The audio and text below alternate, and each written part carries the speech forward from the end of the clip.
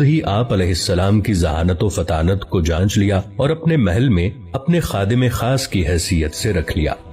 آپ علیہ السلام اسی محل میں جوان ہوئے اور اللہ نے آپ کو نبوت عطا فرمائی۔ اس عہدیدار کو عزیز مصر کہا جاتا ہے۔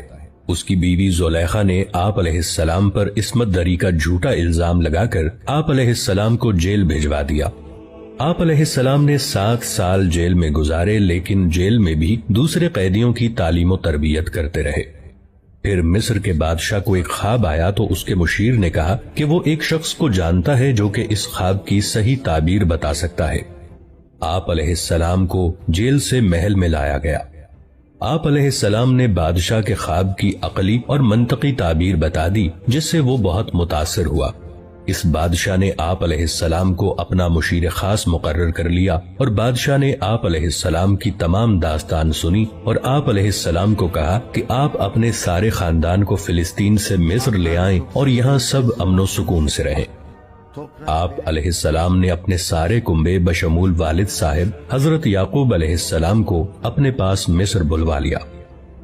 آپ علیہ السلام کے بھائی اپنے کیے پر بہت نادم ہوئے اور توبہ کی۔ اس طرح بنی اسرائیل فلسطین سے مصر پہنچ گئے۔ قرآن کریم کی سورہ یوسف میں اس واقعے کا تفصیلی ذکر موجود ہے۔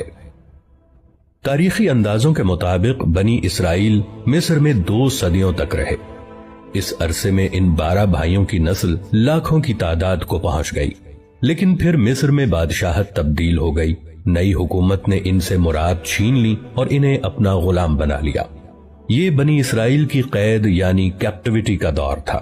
مصری جو اپنے آپ کو قبطی کہتے تھے، ان سے جبری مزدوری کرواتے اور ان پر بہت ظلم و ستم کرتے۔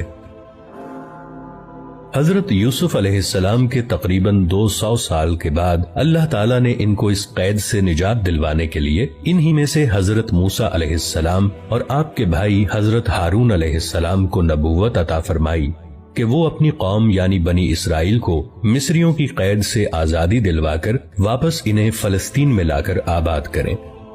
مصر پر فرعون کی حکومت تھی۔ حضرت موسیٰ علیہ السلام نے اسے ایمان کی دعوت دی اور کہا کہ وہ بنی اسرائیل کو آزاد کر دے، لیکن فرعون نے انکار کر دیا۔ اللہ تعالیٰ نے حضرت موسیٰ علیہ السلام کو حکم دیا کہ وہ اپنی قوم کو لے کر فلسطین کی طرف نکلیں۔ آپ علیہ السلام بحکم خداوندی اپنی قوم کو لے کر نکلے تو فرعون نے بھی اپنے لاؤ لشکر کے ساتھ آپ علیہ السلام کا تعاقب کیا۔